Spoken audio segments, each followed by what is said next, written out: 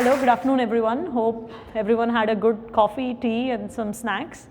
So today I'm going to talk a little bit more beyond AI for coding. So we'll look at the entire software delivery lifecycle. I think my colleagues earlier covered a lot about how do you use AI assistants for software development, but we'll also now try to zoom out a little bit, look at it in terms of the entire software delivery lifecycle, as well as how should we organize our teams, how should we think of roles now that we have this new tool in our armor, GenAI.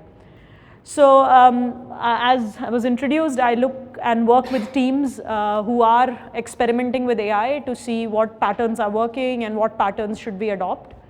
So with that, let me start off with an interesting statistic where we are seeing high AI tool adoption. I think in the earlier setting when Venbo asked who's using AI, almost every hand went up.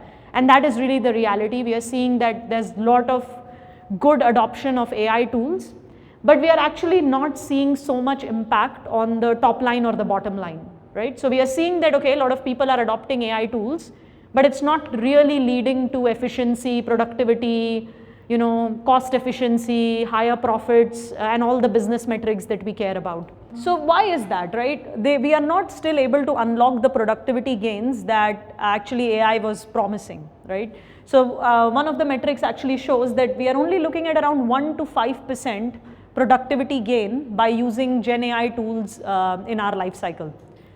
And one of the reasons this is happening is because AI actually amplifies your existing engineering practices, right? What I mean by that is that Gen AI is a mirror we are seeing in our clients that reflects the reality of the underlying organization. So for high performing teams with like solid practices, good continuous integration and continuous delivery, they are able to unlock the value of AI much faster than teams that are struggling with technical debt, process chaos and cultural dysfunctions. And I think there was a question earlier where someone was sharing that they tried to use AI to automate their tests, only increasing their technical debt, right? That's because the foundations weren't there, the feedback is not there. So in general, we should think of AI as not a solution to our engineering problems or our productivity problems. It's actually an accelerator, right? So if you have good practices, you are going to see the acceleration from AI. If you are still struggling with basic continuous integration, basic testing in software, it's unlikely that you're going to be able to unlock the values from AI. And why is that? Actually, in majority of the organizations, and this is from the DevOps report a few years back, but I think it's still quite relevant, we are seeing that actually developers only spend 40 to 50 or 30 to 50% of their time doing development. Does anyone relate to this? Like, do you feel like as a developer, a lot of your time is, not majority of your time or all of your time is spent coding? Yeah, or do we feel like we are quite, what are the other things that we do? If you think about it, there are meetings we go to, there is business analysis we try to attend. We spend a lot of time finding information about what to build, which API to connect to, and this is actually not time we spend actually writing code. So even if I could bring an AI assistant that can write code, the problem of finding information, the problem of understanding what am I trying to build for the business is where we spend a lot of our mental bandwidth and our time, right? So we still need to think about where our time is going to be able to unlock productivity. So let me share with you a few of the impediments to flow, right? Like what are really these bottlenecks that are preventing us from being highly effective? The first one, as I shared, that we see across our clients as well and in the industry is finding information, right? This is usually the hidden cost of development. A developer starts their morning trying to write code only to realize they are lacking this information on this particular user story. Then they are going and searching in Confluence, okay, what that requirement is, and by the time they come back, they have actually lost flow. And if in the morning you do this 3-4 times, you basically have not got that much code out. Then secondly is DevX friction. Like how many of you can relate to like long build times, like 5 to 10 minutes where you go and get coffee and other things? Probably some of you. So yeah, builds are instantaneous. Yeah, that's good, that's good. Maturity is good. But yeah, the idea is that there are other times when our DevX tooling is maybe not mature enough. So we again, our flow breaks because either a pipeline is building that's taking too long or tests are running too slowly, and then we have this lack of strong DevX pipelines.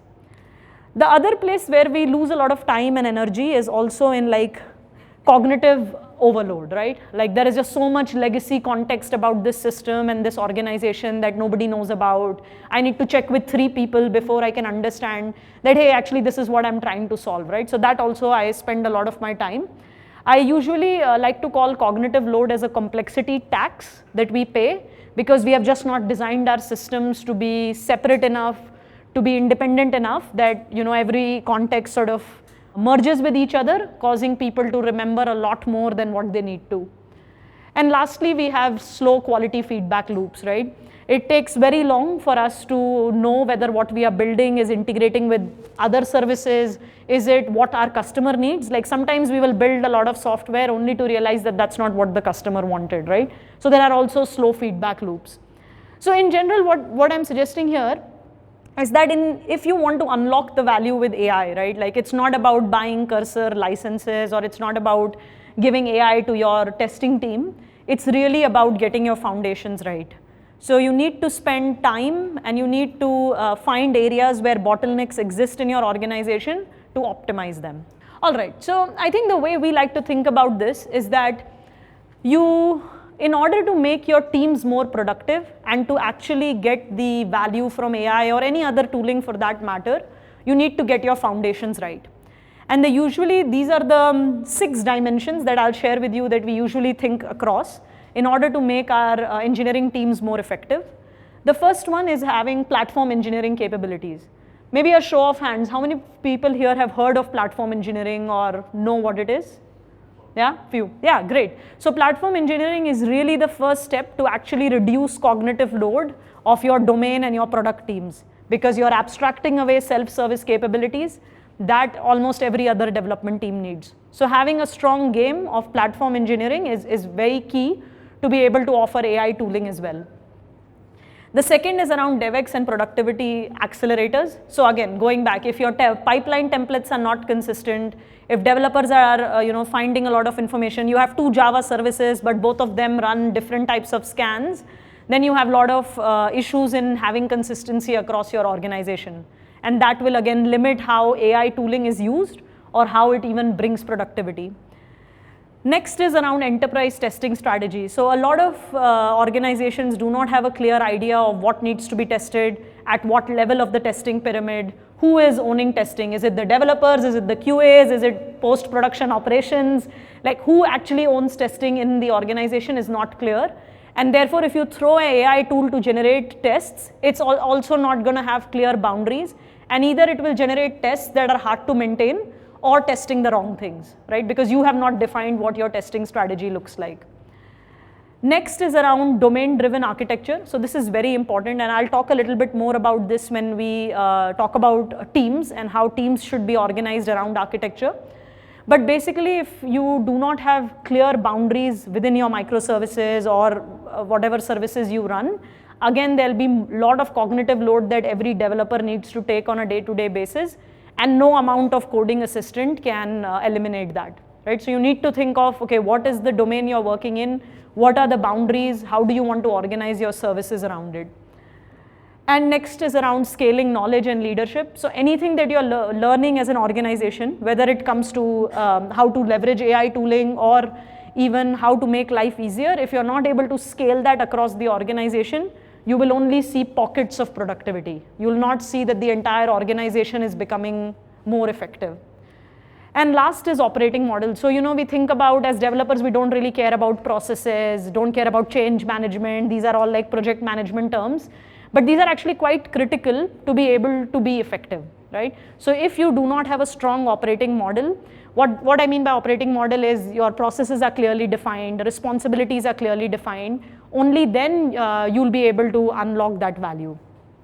So generative AI is sort of at the bottom or the horizontal cutting across this, but you really need to be thinking of your organization across these 6 dimensions to be able to improve productivity and effectiveness. Okay, so now with that I've shared what are the broad areas you should be thinking about.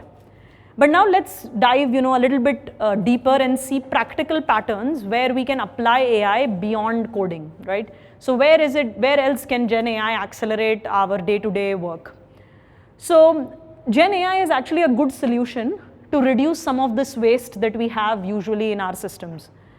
So let's take a quick look at where we think are the quick wins and high leverage across the software delivery lifecycle. So I think everyone here is familiar with software delivery lifecycle. You start with research, you do some planning, analysis, exactly what are you going to build, then you go into design, development, testing, and then followed by deployment and maintenance, right?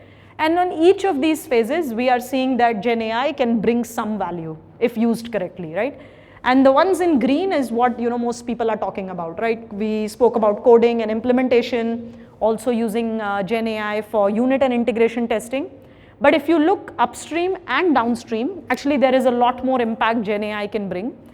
So definitely if you look at the top of the funnel, user research and market research is a big area where Gen AI is accelerating how quickly product and business people are able to look at user insights, parse them into things and business requirements for the development team, right? So if you are using it right, basically Gen AI helps you at the start of the cycle where you're trying to get user insight. Lots of data can now be looked at, both structured and unstructured, for you to be able to get that insight that, hey, what are my customers really asking? And then we are seeing good use of Gen AI also in an analysis space. So any business analysts or product managers in the group here?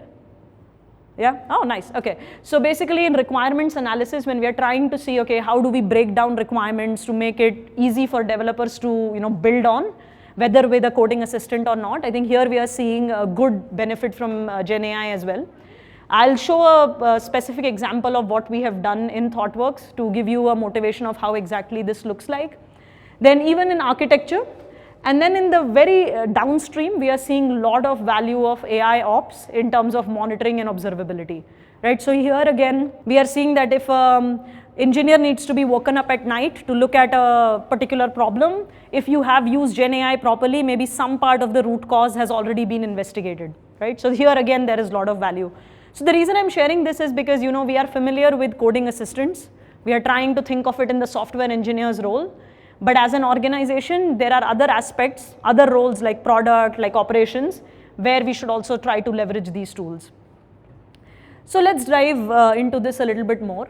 So some of the practical patterns that we have actually applied either internally or for our clients, and they have yielded good benefit.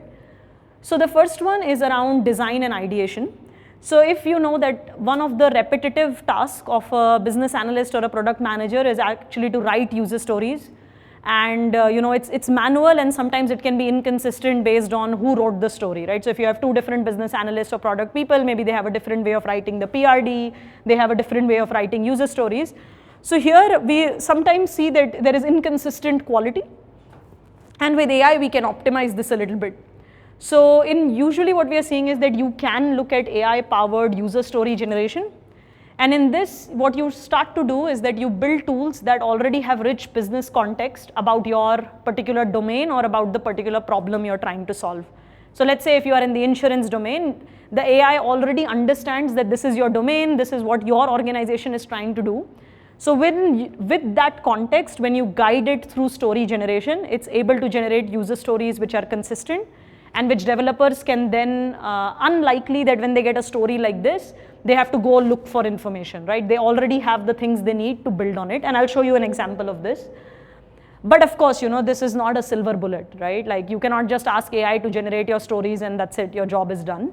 Of course, you need to guide AI properly. You also need to review what AI is generating in terms of stories or any content. And in general, of course, there's limited control of the LLM. So if it's not generating things that you would like, you need to iterate and redo those.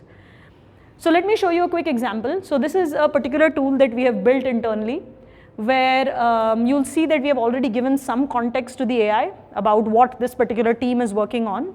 And then a product person comes in and starts to write a user story, asks AI to generate a user story with some acceptance criteria. Everyone understands acceptance criteria. Yeah, like a given, when, then is like the most common pattern of writing it. And then you will also see that later the tool actually has a LLM eval, which basically evaluates the story that is generated by the AI to say, hey, is this a good story or not, using a particular framework that we have trained the model on, right? So very similar to what an analyst would be doing. So let's take a look. So here you see that it already has some e-commerce context. It's saying that I am a sales manager and I want to plan activities. So firstly, what the AI does is that it generates a list of questions to clarify the requirement, right? So should the application support scheduling? No, that's a future requirement. What level of detail should I be including? Should the application send reminders? Yes, no. And you're able to guide the AI on more specific questions, and then it goes ahead and generates acceptance criteria. So here you see it has a given, when, then format because it's trained to provide in that template.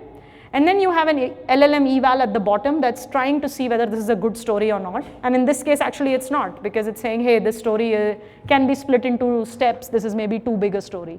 Right? So again, this is to accelerate the job of the product managers and business analysts in order to make sure that whatever outputs are generated are more consistent and they follow the framework that the team has agreed on. Okay, so the next area, of course, is coding in the life cycle. I will not go too deep into this because I think Wenbo and Chris have talked a lot about this, about the good practices here, where you should still be doing test-driven development. You should not rely on just whatever the AI produces. Don't push it to production. Like all of the good things we have already discussed here. So I'll maybe not spend too much time here. But again, this is one area where, of course, in the software delivery life cycle, AI contributes and helps accelerate. Okay, so the next one is around test case generator. Oh, it became REST case generator. Okay, so it's test case generator. So again here, manual test cases again are time consuming, especially if you have any QA experience. If you want to generate a lot of test data which is not your usual test data, that you want to explore a particular user scenario, actually writing script and generating that test case can be a good 1-2 hours of work, right? But now with if you have integrated AI tooling properly, some of this test case generation, the data for it can actually be generated by the AI pretty quickly. And again, because it's a machine, it will obviously, you can give it templates, it will always generate test cases in the same standard, again bringing more and more consistency to your testing organization. And of course, what we saw by doing one of such experiment is also that it reduced test creation time. And how you prompt the AI, and we all know this, directly impacts the quality of what we are getting. But of course, we also notice that if there are complex edge cases, the AI usually struggled with that. So what you want to do is as a QA, you want to use AI to automate and like accelerate the parts of your job which are manual and time consuming, and focus most of your time in exploratory testing and finding edge cases which are otherwise difficult to find, or you may not have the time to spend on it. So that's where we are seeing value from it. And the last one really is around release and operations, right? So we are seeing that if in the future, and even for some of the more matured clients now, that AI can really be your first responder in cases of incidents and in cases of any issues in production. So we are, depending on your maturity, you can go as far as using an AI powered application to auto fix your issues. But in most cases, what you would end up doing is having an AI suggested root cause and analysis. And maybe if you have enough integration, maybe a merge request that solves the problem. And usually it won't solve the problem. It would be something like turn off the feature flag that was recently released, or something more trivial like that you can actually get AI to be your first response. Then FinOps is another area where AI can help. So again, it can monitor your cost and usage on the cloud and actually suggest areas where you can optimize beyond just the rules that are, that the various cloud providers offer. And then observability and engineering is another big area where it can help. So getting more signals from the noise, because you have so many dashboards, you have so many logs, AI can help actually parse that and bring more and more consolidated information, so that when the human reviewer comes in, they already have a sense of where the issues could be. Right? So these are some of the areas where you can further explore how Gen AI can actually add value. There is one more bonus pattern that I would like to share with this group. Anybody here works with legacy systems? Like really old, 10, 20, Okay, quite a few, right? Like maybe some, and you know, some of the issues that we see with the legacy systems is that sometimes the people who worked on them are not around anymore because they have either left the organization. No, I didn't mean that they have, in some cases maybe, but most likely they have moved on to other organizations, or you know, they're just no longer working on those systems, so they don't have the context, or it's written in a language that, you know, none of the newer developers understand, right? These are all like patterns of legacy code we have seen. So here as well, we have experimented with what GenAI can do. So in order to reverse engineer this legacy code, we are seeing value, and we have implemented this in some of the clients that we work with. So legacy code, we are able to feed that into GenAI. Of course, it's not that you give the entire code to you know, ChatGPT or some, to an LLM. There's some parsing, some knowledge graphs that we build on the legacy code first before we feed that into the LLM. But the idea is that we are able to look at really old legacy code, which, you know, nobody has touched in so many years, and are able to at least start to identify capabilities, functionalities that exist in that code. So you can start to modernize those applications into like newer services and newer things that you want to do for the business.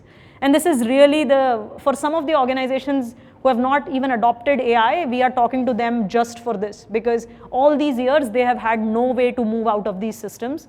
But with GenAI, they see some promise of how they could come out of this. So this is again a very powerful use that we are seeing work well. Okay, so now I want to, you know, maybe switch gears a little bit, that okay, you know, GenAI will, you know, do so many good things, and there will be risk, but it will do something. But I want to see how this would actually change our teams and how we, you know, work together. Has anyone come across the term team topology? Yeah, okay, a few. Yeah, I'll introduce what it is as well. But team topology is basically a framework, so to speak, or that tells you how you should organize your engineering teams to get fast flow, to get rapid feedback, and to reduce cognitive load, right? And this is basically what team topology defines an engineering organization to be. So you should have stream aligned teams. These are basically your product teams that are delivering end user value. So they might be building you know, APIs that really impact the customer, UIs, and so on. Then you have something known as an enabling team. These are teams that do not actually deliver a real value to the customer, but they are actually enabling the other teams to be able to deliver value, right? Then you have complicated subsystem teams. This is mainly to manage cognitive load. So when there are like complicated areas of your domain or your architecture that you do not want all the organization to have to worry about, you create what is called a complicated subsystem team to sort of take care of that. And then the platform team is like very closely related to platform engineering, in which you offer DevX and pipeline tooling to make sure that whatever can be self-service for your engineering organization is offered like that. So those are basically the 4 types of teams that team topologies talks about. And then these are the interaction modes. So sometimes they are in a collaborating mode, some of them are offered as an X as a service, and then in a facilitating mode. So without having to go into too much detail, basically the main idea of team topologies is that you want to organize your teams in a way that optimizes for flow and reduces cognitive load, right? That's just the 2 things that team topology is trying to solve. Okay, so now let's look at, you know, what would that mean if we want to collaborate. So this is just a fun fact. So there are 2 types of fishes that you see here, and these are like 2 teams that interact very well and together, although it's a little bit sad for the fishes. But basically the moray eels actually enter in the crevices to scare off the smaller fishes, okay? And then the grouper fish actually waits on the other side to prey on them when they come out, right? This is like extreme example of what good collaboration looks like, and it actually benefits the teams, right? So with that, now the question is, okay, you know, we've been working hopefully in these kind of team structures, but how is our team going to evolve with AI? Like what is going to change, what's going to stay, right? So firstly, I think the big changes in my view, if we are applying the team topology model, that would happen is that this enabling team will quickly transition, or there would be a new enabling team, which will be the AI enabling team. So if you are thinking in your organization that you really want to adopt AI at scale beyond just, you know, some coding assistant experiments, You want to think about an AI enabling team that's actually looking after security, looking after responsible AI, and helping other teams to adopt AI in a secure and effective manner, right? You don't want every team to go and explore their own version of how to bring AI into their workflows, right? You want this to be a guided and a consulting team that actually works closely with the other teams. And the other big change I think that would be will be in your platform team. Because so far your platform team would have offered like DevX tooling, pipelines, infrastructure, but now the platform team needs to expand and evolve to providing AI tooling, right? Common prompt libraries, agentic infrastructure, whatever is needed for the rest of the organization to accelerate. So yeah, in my view, these are the two big changes that will come into how we operate when we keep the team topology framework in mind. So now let's look at each of these teams and see what are the major changes that we can expect. And yeah, there's a new team topology second edition. So there was a first book on which the original design that I shared is there, but there's a new edition that has just come out which talks a bit more in detail about what I'm going to share today. So integrate AI features to directly deliver user or customer impact. So the stream aligned teams, which are your product teams, I'm guessing most of the folks here work in stream aligned teams, as in you're delivering a product or a user value. You need to think about integrating AI into your, making your customers' life easier or into AI use cases. But then this particular stream aligned team will work closely with the platform team to get the AI infrastructure, to get the AI tooling, and also work closely with the enabling team to actually make sure that whatever AI they are using is effective. So this team will not worry about the internals of AI plumbing. So if you are a product team and in your organization you are worried about, oh, how do I set up AI tooling or LLMs and so on, then you're probably not doing it right. This should probably be done by the platform team to make sure it's offered in a consistent and secure manner to the rest of the organization. But what this team should be thinking about is what are the domain specific prompts for my area. Those should be maintained. Any kind of LLM evals that I need to write for my domain will be part of the responsibility of this team. Then yeah, I think the platform teams or grouping is the easiest to understand. So they are going to basically build and maintain self-service AI ops and ML ops platforms so that the rest of the stream aligned teams can leverage that. So in this case, yeah, you provide AI ops tooling and pipelines. You want to make sure there is governance around it. So not anybody can deploy any model, use a proprietary model that actually, any code generated by this model has legal implications and so on. So all that governance will be the responsibility of the platform teams. And as you can see, this nicely fits because the platform team is abstracting away some of the complexity of adopting AI and really enabling the stream aligned teams to accelerate and consume AI tooling, just like how they were consuming some of your pipelines, infrastructure in the past, right? So you apply the same principles. But of course, in order for you to even think about scaling AI, you firstly need a platform team, right? So platform engineering as a team has to be a concept in the organization before you can actually scale AI tooling and AI operations. So yeah, organization firstly needs an internal platform team, and only then you can think about providing this AI tooling at scale. Then the next one, as I spoke about, this is probably the newest team that will start showing up in big organizations, which is your AI enabling team. So this basically acts as a catalyst to bridge knowledge gaps of AI across the organization. So this is basically a team that works with a lot of teams, tries to understand their use cases, their problems with adopting AI or any of the tooling around it, and then tries to give this feedback back to the platform team for improvement, right? So this will coach teams basically on AI tooling, agentic integration. They will also research some novel AI techniques as it's coming in the market, given how quickly this space is evolving. Every time I give this talk, I feel like I have to redo all the slides because there's just some more things that would have happened in the last few weeks since I spoke on this.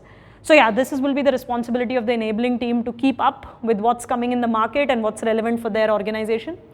Their primary role will be to facilitate, right? They're not there to actually deliver anything, but they want to facilitate and make sure that the stream aligned teams, the product teams, can deliver value.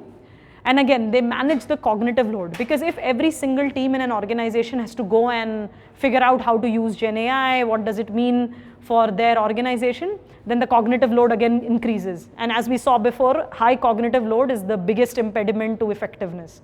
So you want to organize yourself to make sure cognitive load is always managed. And then the last one is the complicated subsystem team. So this is just my prediction. I have not seen this in practice. But I guess when you start to adopt AI as an organization, there will be some aspects where you really need deep knowledge, especially deep knowledge of mathematics or data science. So those kind of deep use cases you might want to abstract away in what we call as a complicated subsystem team, so that then they can provide these trained models or these trained AI as a simple API to the stream-aligned teams, so that they don't have to go through the complexity of the whole thing. So again, the objective here is that you encapsulate the cognitive load that will come with AI, because understanding a new tool, a new way of working is always a new thing that people have to learn. Okay, so with that, I think what should we expect, right, with AI getting adopted in all phases?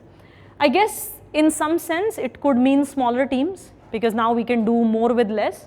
But at the same time, I also think that it can mean that existing teams can own bigger domain, right?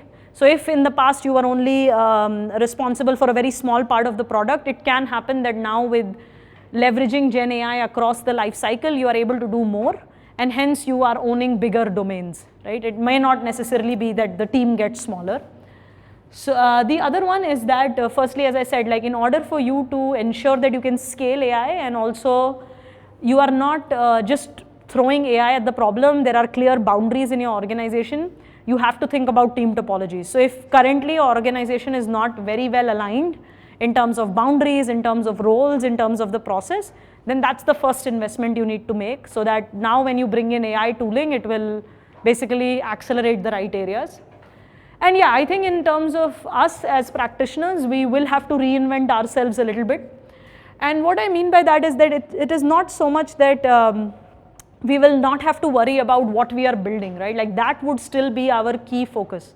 That what are we building, what is the business value we are trying to bring. But maybe instead of thinking about how do we write that in Python code or how do we write that user story, we will have to do maybe a bit more around, okay, how do we manage agents? How do we manage AI code, right? So one of the things that more and more technical leaders will have to think is that, okay, if my entire organization is going to adopt Gen AI coding assistants, how do I still keep my code manageable, maintainable? How do I make sure that if there is an issue in production, like the RCA is not like, oh, it was Gen AI generated code, right? These are real worries when you let people use coding assistants freely. So that would be sort of where our mental energies will go. It's not to say that, okay, now that we have Gen AI, there are no new problems to solve. And I think, again, which has always been true, whether you are a junior developer, senior developer, or a technical lead, what is important is to understand what is the business value you are delivering and how you want to deliver it. It's just that maybe with AI tools, some parts of it may be automated, but still keeping that in mind that what you're building is actually serving business need is going to be where we spend more of our energy going forward. So that's maybe my take on what exactly would change. Now let's look at, okay, so now we have made all these AI investments, we have reduced cognitive load, we have also made sure that we are not just using AI for coding, but also for the entire delivery life cycle. But now the question your CEO or your CFO will ask is, okay, so what benefit am I getting, right? Like I've introduced all these tools, the tokens are costing me so much, like what are we getting, right? Like where's the value? So I think in order for you to do that, like as you adopt these tools, you also need to figure out what do you want to measure, right? And anyone, show of hands, anyone whose organization is measuring things like number of Copilot licenses, number of people who have adopted Cursor. Yeah, so these are some starting statistics, but they are actually don't mean much in terms of business value, right? Like what does it mean if 100 developers are using GitHub Copilot? Like probably from a business value perspective, it's hard to correlate those two things. So what my recommendation here will be that yes, it's good to see how the adoption of a particular tool is, but you really have to go beyond to see whether the investment in AI or any other tool for that matter is yielding value. So don't measure what is easy to measure, right? Like I probably, if I have a partnership with GitHub Copilot will itself tell me how many people are using it, right? So you don't have to measure what is easy to measure, you have to measure things which are correct. So what I recommend is that you want to think about metrics in 3 dimensions. One is your excellence in software development. These are things everyone knows but very few measure. So think about, what's your rate of passing tests, what's your velocity, what's your defects count, what's your technical debt, what's your security violations. Basically anything that gives you an indication of the quality of your system. So let's say you have implemented Gen AI in whichever life cycle, and if these metrics are improving, then probably you are using Gen AI correctly. But if there is no change in these metrics or these metrics are deteriorating, then you really need to revisit your AI strategy and say, oh, okay, I was thinking AI should help my organization, it's probably not, right? So these metrics and an improvement in these metrics is quite important. So that's your first thing, your excellence in software development. Then next is that if you've adopted Gen AI tooling, are you improving in your deployment into production? So here is where I think DORA metrics come in. I think most people would have heard of DORA metrics, but basically very quickly a refresher, it's how frequently you deploy, what's your mean time to repair, what's your change failure rate whenever you deploy, and then what's your lead time from the time business gives you a requirement for you to be able to get into production. What's generally the security incidents that happen? You want to measure this, and if you've adopted AI right, okay, then the last one is of course the most important, which is how are we progressing towards our business outcomes, right? And it will not be so easy to say, hey, because the tech organization has adopted Gen AI, I expect 5% increase in my profits, right? But at the same time, these are the business metrics like, how many unique visitors are you getting and so on, need to be going in the right direction if you have made good investment in AI tooling. Maybe the number of features you can release will be higher now that if you've adopted AI correctly. So again, these are maybe the 3 areas that I would recommend that you measure in order to make sure that before you continue more investment in AI, that it's yielding the right sort of benefits for you. Okay, so just summarizing everything that I've shared so far. First and foremost, nothing can replace strong engineering foundation. So if you do not understand good coding practices, continuous integration, test-driven development, platform engineering, it's unlikely that AI will accelerate your journey. So getting that right is definitely very important. Again, you don't want to just restrict Gen AI to coding assistants. You want to apply them across your software delivery lifecycle, some of the patterns that I shared. And then you need to have a strong understanding of team topologies and how to organize your teams for flow of value, so that when there are going to be AI agents in the future, they are also going to be in their right domains and boundaries. Like you're not just going to put an AI agent that just does all kind of product development, for example. And then you want to measure what truly matters. So you want to make sure that your metrics drive the business outcomes and not some kind of metrics like adoption of tool and how many tokens have we shared with LLM. Like these metrics probably don't mean much to the business outcome. Okay, so with that I have come to the end of the presentation.